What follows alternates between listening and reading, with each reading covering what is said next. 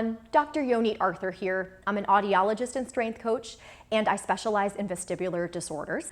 Welcome to 5 Minutes Vestib number 3.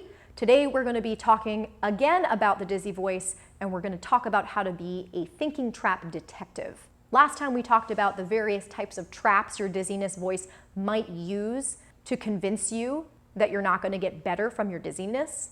And in previous videos, we've talked about how that cycle of stress and anxiety that's caused by those types of thoughts leads to strengthening of your dizziness. So how do you identify your traps? You're going to be a trap detective. When you are identifying a thought that your dizziness voice has come up with, I want you to ask yourself the following questions. Is this a fact? And fact means it is 100% irrevocably true. If you had other people look at this problem, they would say, yes, fact. Are you predicting something? Are you predicting something that might happen in the future? Are you using absolute words like never, forever, always? What evidence do you have that this thought might not be true? If it is possible, what's the likelihood that what you're thinking about will happen? Try to give it a numerical value, like a percent, 20%, 95%.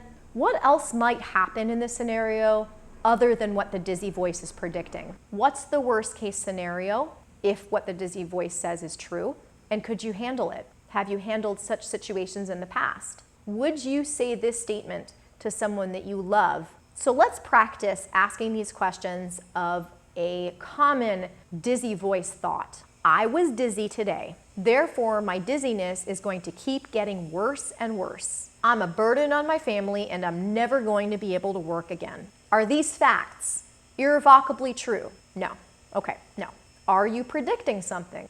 Yeah, I'm predicting something with this one by saying my dizziness is never gonna get better, it's always gonna get worse, I'm never gonna be able to work again. Those are predictions. Am I using absolute words? Absolutely. I use the word never. What evidence do you have that it might not be true? Well, I have good days and bad days, even now. My family and friends are actually pretty supportive of me. There are other people with dizziness disorders who've gotten better and are still working and living really productive lives. What's the likelihood it'll happen? I don't know, maybe like 20%? What else might happen? Well, I might get better now that I'm learning about all the various causes of dizziness, and I'll be able to keep working. What's the worst case scenario? My dizziness won't get better, which is where it is right now. It's not getting better, and I'm handling it. Would you say this to someone you love? No. I certainly wouldn't tell someone that I loved that I'm a burden on them or that they're a burden on me. So what I want you to think about is when you have those types of thoughts, think about putting the thought on trial. You're the prosecutor, so your job is to poke holes in the story, and the dizzy voice is on the defense. What is the evidence that the dizzy voice is putting forth, and what evidence do you have against what the dizzy voice is saying? Next time, we will discuss how to strengthen that prosecutor voice, which is you. Thank you for tuning in. If you enjoyed this video, check out my full-length videos on this Steady Coach YouTube channel. Share, like, subscribe. Thanks so much for tuning in, guys. Take care.